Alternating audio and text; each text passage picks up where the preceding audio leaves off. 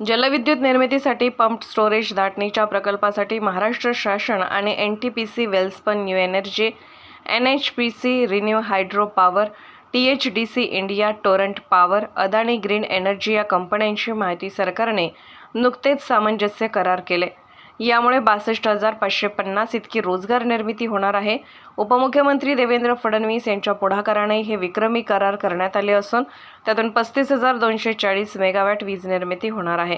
राज्यातील या प्रकल्पामध्ये सुमारे 1,88,750 कोटी रुपयांची गुंतवणूक, तर राज्यात 2030 पर्यंत 50% वीज निर्मिती ही नैसर्गिक ऊर्जा स्रोतांमधून होणार आहे।